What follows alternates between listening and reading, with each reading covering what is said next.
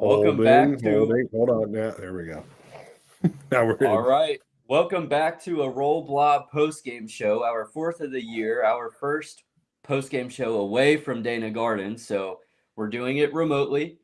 Here I am, Coop Ledford. Now here's a guy who appreciates 10 minutes of good basketball, Ken. An early Cap Collinsworth slide right here. Yeah. So you know the guys, Kenny Freese over there, Jason aka Cap Meyer for those who are listening. Present. Is cracking open a non-alcoholic beer. My sixth one. Because possibly corn is in alcohol, right? Iowa is big in corn, so I think it's a little bit of a protest. Rain makes corn, corn makes whiskey. Hey, Xavier loses to Iowa 81-62. Kenny, what are your initial thoughts following Xavier's second straight loss? My initial thoughts are, I thought it was going to be worse. So I am. That's literally what I was thinking the entire game. Sitting here watching the game with my son, and he's very like matter of fact. He's just like, man, they're not very good, are they, Dad? Like, I can't speak. No. Yeah, No, it's just like, no, buddy. They have a new coach, a lot of new players. They're starting to put some things together, but no, I mean, much better than I was expecting it to be. Honestly, I think that we saw a different team tonight. I think that we saw that maybe Santa Clara is a better team than we thought. Like, I think Santa Clara would probably beat Iowa too. I'm not saying they're going to beat them by 30, but I think that they would beat them. They're a really good team. Like, so, the Iowa game, they put together a good, like, last 10 minutes of the first half. And then, just kind of rode out the lead through the rest of the game. But I mean, I don't know, that 7-point play that 7-point possession was insane. I mean, after that, I was like, hold on a second here. And then, then there it went away. But I will say, though, Coop and I's initial thought, though, was like, it really wasn't fun for the meat and potatoes of that game. The steak nuggets and potatoes of that game were not super fun. But the first 10 minutes, though, Kenny, we were looking for a response, and I think you got a response, those first 10 minutes. Yeah, I mean, and that's exactly what we said in the podcast that you and I did together, Cap, is just like, just go out there and show some fight. And I think that they did that. They didn't make a lot. They made a lot of mistakes offensively, being careless with the ball. I think that defensively I don't know what it is. When they get in the paint, it's just like I know Trey Carroll's a big guy, right? And he's defending a guy that's around the same size as he is. And it just seems like they're able to find the way to the basket where they're laying the ball over the front of the rim more often than not. And you're just like, how does that keep happening? Yeah, and 50 points in the paint for Iowa tonight.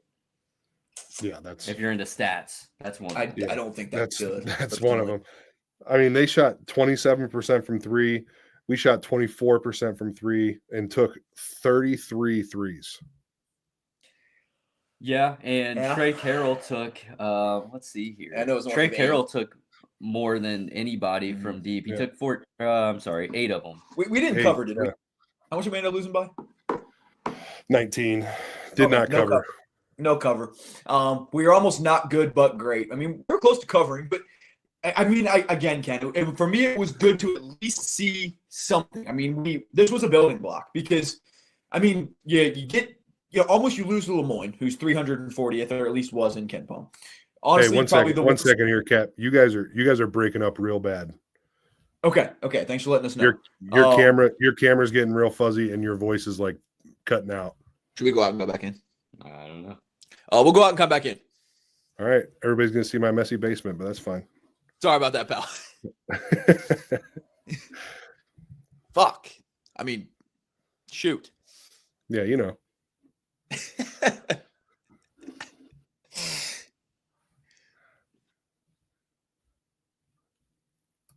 Jared, I thought you were playing Arc Raiders, man. No, but we'll wait for them to get back in here. They've been testing out some new cameras, and sometimes things don't go as we plan. But I was very happy with the way that the Xavier team played tonight. I mean, I'm not going to sit here and say that I'm excited about the future of the team by any means or this year, but I think that they had Hog revealed, yeah. No, I think that they showed some life. They showed some spark. They showed that, if they can start to make some of these threes that they're getting, because they weren't necessarily taking bad shots. I think that if they're able to make some of those threes and then play a little bit better defense in the paint, I can see a path forward where this team wins some games. And after last game, I wasn't feeling confident in their ability to win more than 6 or 7 games when you look at their schedule. So this gave me a little bit of hope. Yeah, completely agree. I mean, it was at least good to see him put it together for a little stretch, and this is something you can build upon, Ken. Because I'm gonna be real with you, we watched the who we playing, Santa Clara. That's how much disrespect I have for Santa Clara as a program. But there was just nothing to build on there, Ken. I mean, nothing. Right. But you go on the road against a Big Ten team, in my mind, a Gavitt game. And you put together some good stretches against the best opponent that we've played so far, by a good margin. I think they were 42nd in KenPom. Yeah, in the 40s. I can't remember. Yeah, in the 40s. So going, on the road, best team we've played, they're 50 spots higher in KenPom than Santa Clara was. So there's definitely something to build on here, but it is just, oh man. I mean, they're polar opposite teams just in terms of the continuity. Like, I know the broadcast team talked about it, but all of those players that came from Drake with Coach McCollum to Iowa, obviously they've not all played at Iowa before, but a group of guys, that mmany people and that many coaches so familiar with each other, where the only continuity of any sort you have really is Pitino, Borovichinen, and Milicevic, and that's it. Right. So, obviously you're at a disadvantage. Then you go on the road, and you cross into the Central Time Zone. That's part of it. Yeah, that's tough. That might be it. That might be it. That should do it. I'm curious to know your thoughts on this, Kenny. The game was never really something attainable for Xavier to win, especially in the second half. But what stuck out to me is the lineups that we saw. The game's out of reach, and you don't see certain guys in the game, and I'm not going to call them out, but you have the 5 starters that obviously played a lot. Roddy didn't get to play a whole lot because he was in foul trouble for most of it, but you see Allright check in, and you see Isaiah Walker check in. So other than those guys, unless I'm missing somebody here, you kind of have this same 7 or 8 guys playing that whole game. You saw a little bit of Anthony Robinson, not a lot of Robinson. So I think that you can tell a lot by the way that coaches choose their lineups in times of the game that really matter and times of the game that don't really matter. You can tell a lot by what they're doing. And for me, number one, there's no point in any of these games that's not valuable for Xavier. So they should have I don't care if they're losing by 30 or if it's a tie game and they're going into the last 4 minutes, they need to have what Pitino believes is the best 5 players out there at all times, because they have to start to get these game minutes and these game reps to get to a position where they feel more comfortable on the floor playing with each other. That's number one. Number two, Robinson played 8 minutes tonight. It's by far the least. I were talking about. There was some clear signals. Yeah, it's by far the least that he's played all year, and I think that I've heard this from multiple people now, that when you watch him play, he looks like a high level guy when you watch him in practice, and he has stretches where he looks like a high level player in games. But then when it gets time to really turn that into 40 minutes or 40 minutes, however much time you get to play in that 40 minutes, that there's something that's going on. I don't know if it's the pressure of the game getting to him. I don't know if it's conditioning. I don't know if it's, maybe he's just not ready for this level. I know he coming from Virginia, you would think that he would have seen this level of play in practice, or at least been, semi-ready for it. I don't know what it is, but him playing 8 minutes tonight against, like you said, the best team that we've played so far, it's very telling. That was a clear signal, and you saw the lineup and rotation get tight. I think there was a clear divergence, because I feel like over the course so far, it's kind of been, everyone getting about 20, 25, 30 minutes, not anything too crazy. Tonight it was compact. You could tell Richard Pitino was like, okay, I'm tightening up this lineup. And I think that paid off in the beginning. I think you started to see – can I get a shout out to Phil real quick? Yeah. Phil Phil honestly put a pretty dang good game overall tonight, in my opinion, especially to start. And I think you saw those initial little, roles being carved, whether it's Phil. I thought Borvichinen had a really nice start to the game, was hitting shots. We had to talk about Jovan or Jovan. Yeah. Yeah. Sorry. I'm all over the place. The compound words, yeah. But no, you're right. Phil and Jovan both, I think, look pretty good. Especially when you have to play that many minutes. You're not getting subbed out really much at all. Mm-hmm. So, and I appreciate the effort from Trey. I mean, people are going to dog Trey, for whatever reason, but he's kind of, I feel like, been a punching bag. But I think I at least respect the guy who's at least taking the responsibility. Like, Trey's at least giving it. There were multiple times in this game where I'm looking at their offense. And I've talked about this multiple times, how they're not moving the ball back and forth, but there was multiple times during this game today that I saw them move the ball back and forth, have an open shot, and it was like guys were scared to take those shots because they felt like, I don't know what it was. I don't know the reason why they were scared to take them, but it felt like they were getting more fluidity in their offense tonight. I don't know if you guys felt the same thing. But 1,000%. You could see that they were getting something moving, and the part that was frustrating for me is Trey Carroll. I can think of one in particular where he passed up a wide open three, and you go 2 for 8, you're shooting 25%. Like, I understand that there's something inside you that says maybe I'm shooting too much if I'm not making these shots, but when you also have to look inside yourself and say, me, Milicevic and Messina Moore, we have to score points. So if you're, I don't at that point, your scale for what's a good shot and what's a bad shot is very different for, let's say, Philip. Philip, I think, is a guy that he needs to score in the flow of the offense off of defense. The easiest way for a guy like him to score is off a steal, fast break, finding guys open, getting to the rim. That's when he's going to find a lot of success. He hasn't played or shot the ball well from the 3-point line yet throughout this year, but he's clearly not scared to take them. I mean, I think, and I thought his shot looked decent tonight. Yeah, but I mean, I think he has 4 or 5 airball threes this year. That's tough.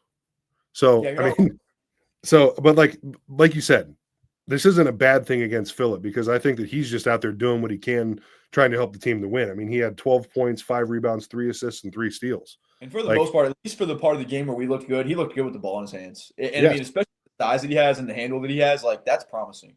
Yeah, and that's why I kind of look at him like a 0.34 type of player. Full point forward, no question. Because I don't think that we really have a true point guard. I mean, Roddy is the closest that we have to it, but I don't know if he fits that archetype of a true point guard. Him bringing the ball up the court is, to me, feels like things get going more, and you can see in the minutes played, Philip 35 minutes, Trey 35 minutes, and then all right 28 minutes off the bench. You're finding these guys. Messina Moore 29 minutes. Those are the guys that I feel like he's shown now with this competition against the best team that we've played, that he's putting the faith in those guys. So now it's on them to go out and make those minutes worth it. Get in the gym tomorrow. Go get some shots up. Get yourself more comfortable shooting the ball. You're getting some of that game experience. What are you going to do to take that step to the next level and become a Big East level talent? And I think that those 4 guys in particular, I think that they have the ability to do that. But it's really tough to do it on the fly when Big East basketball is coming around the corner in 2.5, 3 weeks. Right. Yeah. And one thing I'm curious to know, Kenny, is the locker room obviously tonight is going to be a lot different than it was against Santa Clara. I feel like there's a lot more positives, but at the end of the day, you still lost by 19 points, right? So back-to-back 19-point losses, if I'm not mistaken. But where do you go from here as far as the next week? Well, you don't have a whole week, but the next few days of practices, getting your mind right. You have Old Dominion on Tuesday. Old Dominion on Tuesday.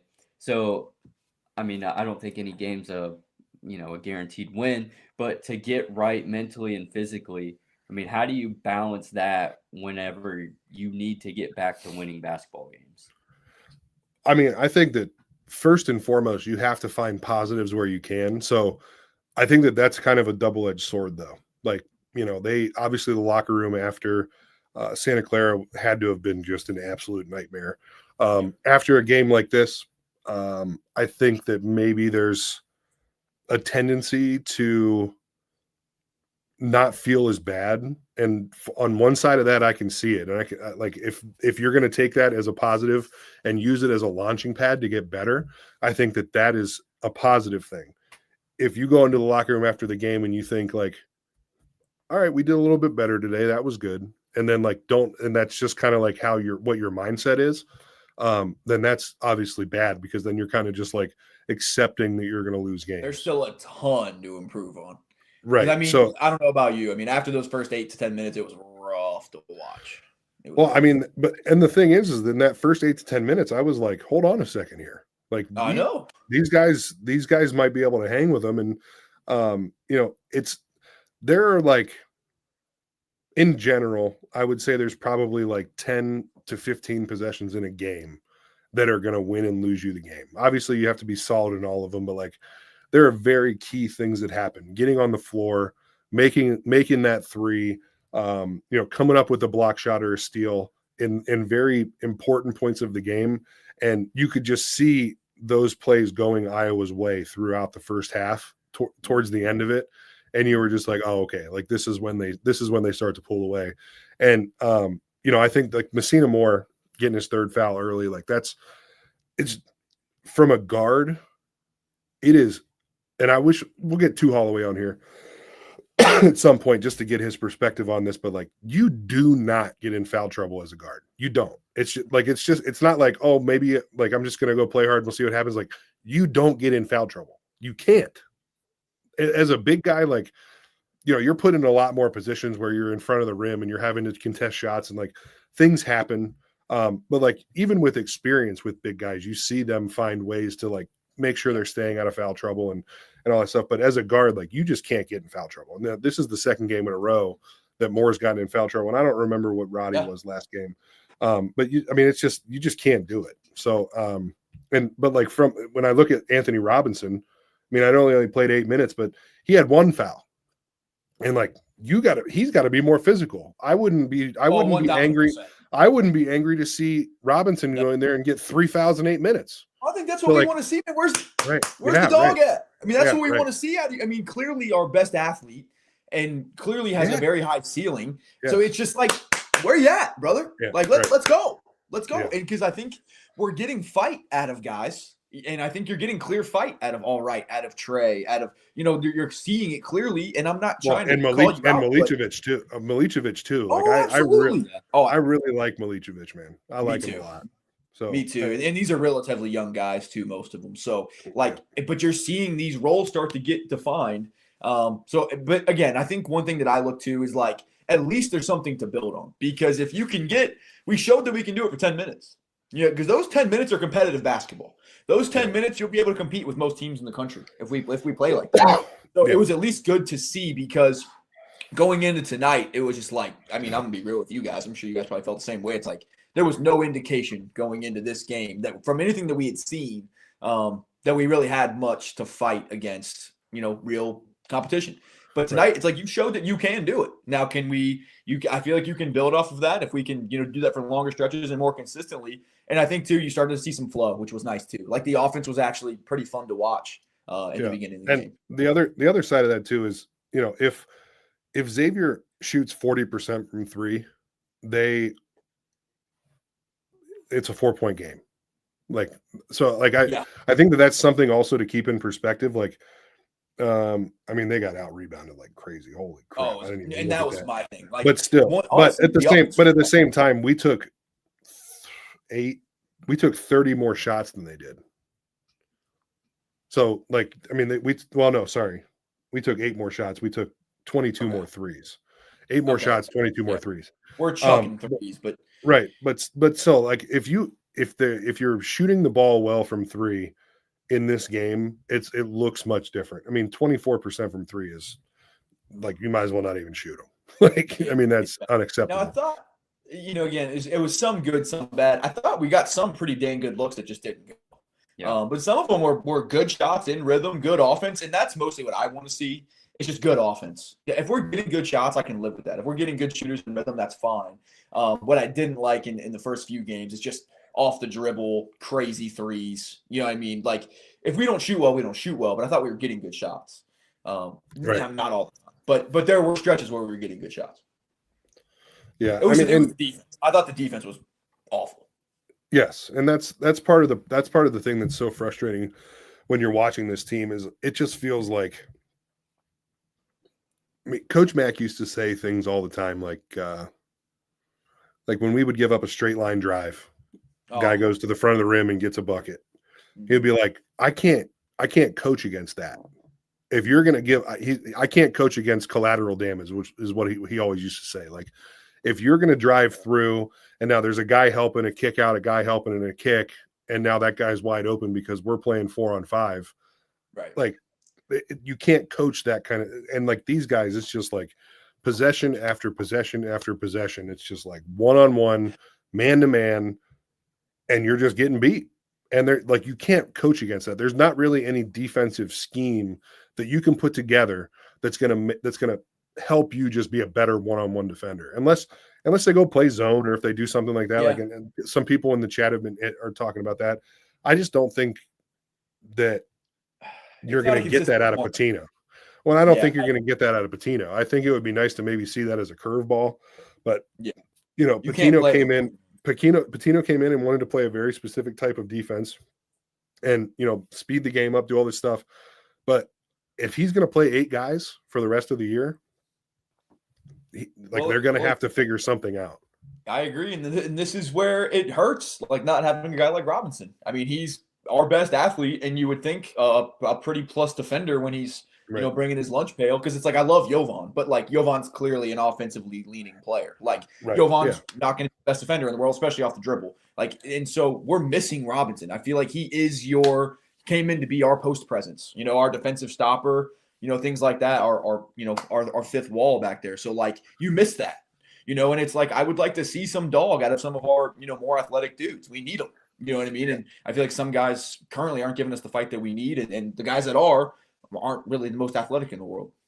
And hopefully we can see some dog, because they have that tune-up, if you want to call it that, against Old Dominion. But after that, it's the Thanksgiving tournament, and they face the Dogs, the Georgia Bulldogs, and then either West Virginia or Clemson. So those Georgia. Yep, there it is. So there's going to be more tests to come before the shootout and everything like that. But I mean, I think it reminds me of that commercial where he's like, where the guy does the dog bark at his boss. It was on a couple of times tonight during the game. Not a good go Dogs. Go Dogs. Laying on thick. Not a good decision. Oh, sorry, Coop. What were you saying? I don't remember after that, but I guess just as you move forward going to Old Dominion, I'm just curious to kind of see how they bounce back. Is it going to be a game like it was against Marist and Lemoyne, where you get down and you have to dig yourself out of it and you end up winning, but probably not by as much as you wanted to? Or is it going to be a game where you go all out, you have a ton of effort, guys are playing their best basketball they have all season, and you take care of business like you're supposed to? So I know these two games haven't gone Xavier's way in really any aspect of it, offensively, defensively, especially on rebounding battles. I mean, they've gotten destroyed on the rebounding battle. I know. With all that height, it's really bad. But Santa Clara, like you said, at the end of the day, is a good team. Iowa's a good team. I don't think it's an overreaction to express worry with this team, but who knows? I mean, maybe if you go and you beat Old Dominion, you pick up a win in the tournament down in the Carolinas, and you go from there, maybe you feel a little bit better about the team. I don't know, but I think we're going to learn a lot against Old Dominion on Tuesday. As meaningless as that game sounds on paper, I think it'll be interesting to watch, because I think you can build off this, and I think there's a chance that we could come out swinging and look really good against Old Dominion. Especially, what I hope more than anything is that Xavier comes out and shows Patino what Xavier's all about. I really hope that the fans come out to that game. If we see, and I know that it doesn't help that it's a weeknight game and all those different things, but I really hope that we get a good crowd there. We get a lot of fans. The place is loud. The place is hard to play because, if those games start to feel like, neutral site games for opposing teams, like it just makes it more difficult to come in and to come in, or it makes it easier to come in there and win. And so I think that this should be enough to at least get like the diehards back in the gym. I think that this game will be like what they showed us tonight will be enough to get the diehards back in the gym and really put out a good home field advantage, home court advantage for the team against Old Dominion. And if they go out there and they continually are playing bad, and like we've talked about this multiple times, the season turns into something different at that point. You're not going out there and you're supporting a team because they're going to go make a tournament or they're going to make a deep run in the tournament or compete for a Big East title, whatever it is.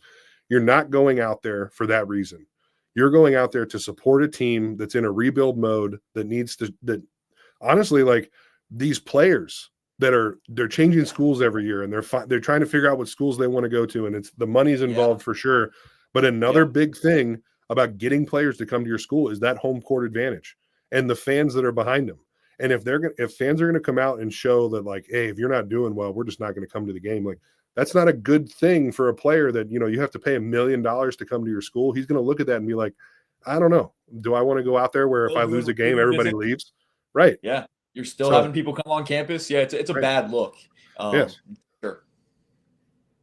So. Yeah. I mean, that's a good point and something I hadn't really thought about. So if you're able to go on Tuesday, tip-off's at 7 p.m. I mean, Cap and I will be there. For reference, they are 208 in Ken Palm. Georgia is 30. Who's 208? Old Dominion. Old Dominion's 208, okay. So a little bit worse than Marist was. Okay, Gotcha. Well, I mean, that's kind of an easy comparison then between Marist and Lloyd. Right in our wheelhouse.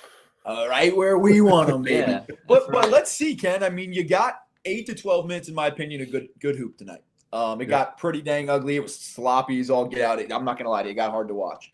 Can you get 25-30 against Old Dominion? You know what I mean? Where you probably are superior from a talent perspective. You're at home.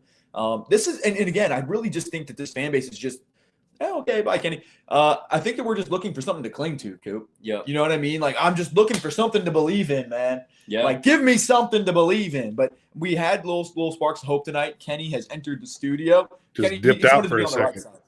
Okay, no, you want to be on the left side. Yeah, I'm going to be on the left side. Where are you on my screen, bro? Stage right. For anyone who's listening to this and not watching it, we've had some issues. It is cold and flu season. I think our computers have caught some sort of virus. I hear they can do that. I sneezed. So sometimes the feed gets messed up. But we appreciate you being here, watching us on YouTube on the Big East Energy I also spilled that beer all over the computer. The Roll Blob podcast, YouTube, and Twitter. And we'll be back at Dana's on Tuesday following the conclusion of the Old Dominion game. So if you will definitely go to the game if you're listening to this or watching it, go to the game, say what's up to us, and then go to the heated patio at Dana Gardens, get a Herschel, get a Muskie Lager if available, drink responsibly, and enjoy a live podcast. Preach. Kenny, I got 2 things for you right now. Number 1, based on the broadcast, I think you should definitely be calling games. Number 2, do you have thoughts on RB steak nuggets? I mean, I've seen them. Would you try them? I mean, yeah, I would try them for sure. Okay. I mean, I wonder. I don't, eat steak from fast food restaurants, but we were saying I need a sloppy steak, sloppy steak, milk steak, sloppy steaks. I'll eat that. I mean, Cap had tuna and eggnog for dinner, so he's gonna try it. He had pineapple beef, bro. It's good. It's kind of nature. I don't even know what eggnog is. Yeah, pluck beef off a tree, Coop. There will be no eggnog slander around here. Yeah, thank you. I like eggnog, just not with my tuna.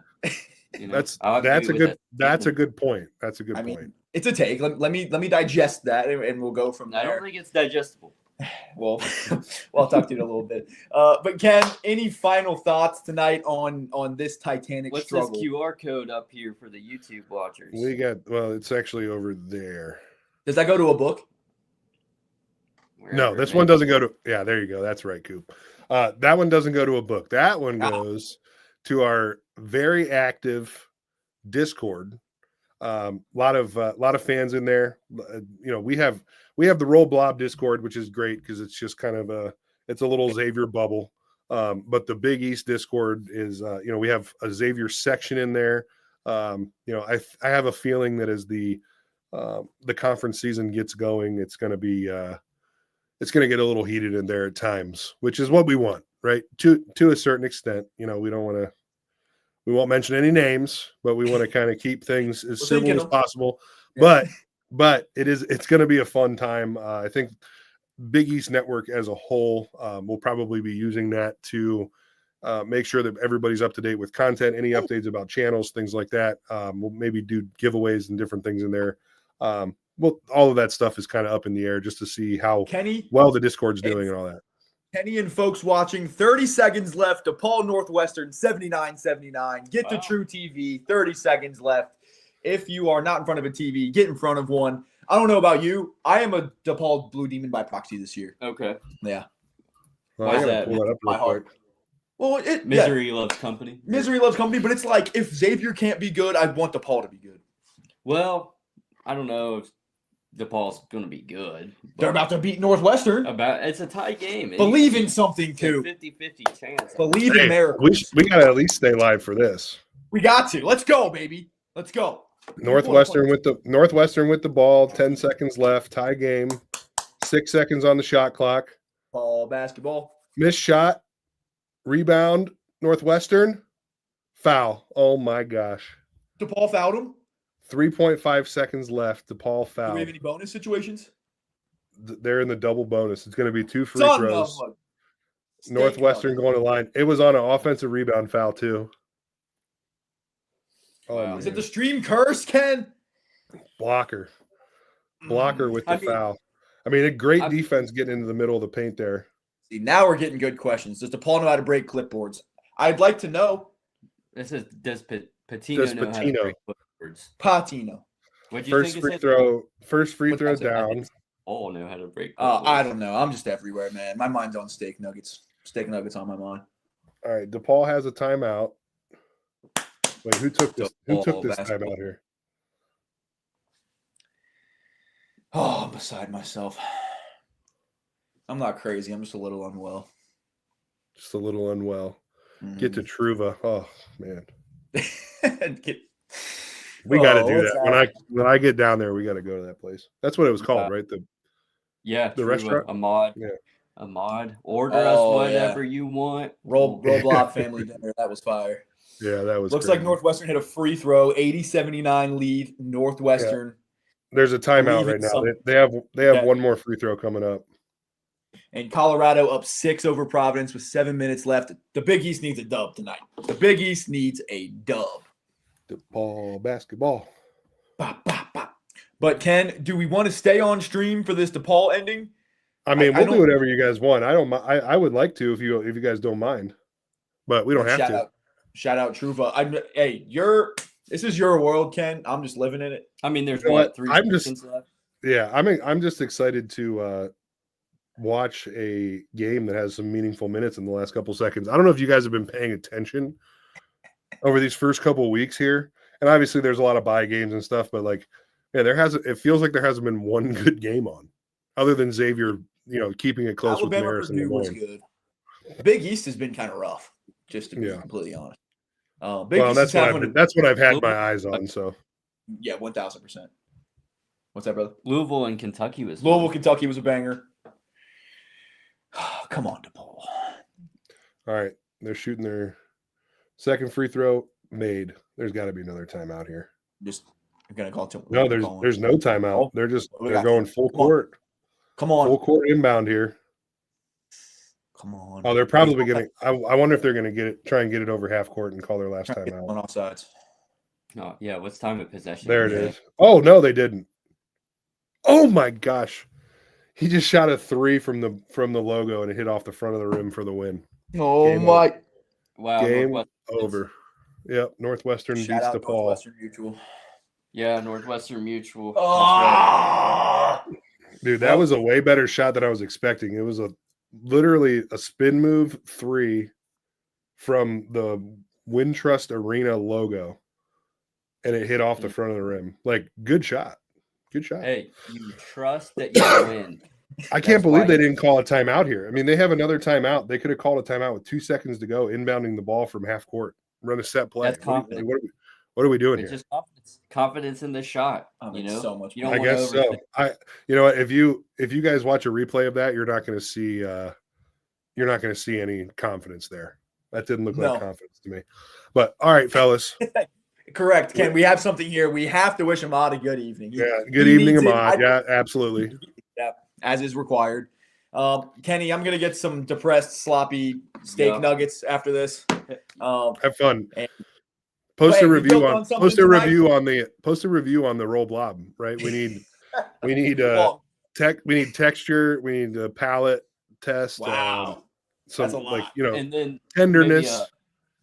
maybe a 5-hour follow-up after that. But fellas, right. Any more thoughts on tonight's games or action or anything like that? Once again, the final score: Xavier loses to Iowa 81-62. The record now 2-2. They play host to Old Dominion on Tuesday at 7 p.m. Be at the game if you don't live in Cincinnati and can't go. The game will be on ESPN Plus. Then tune in to YouTube as you are now, or Twitter, and watch us post game.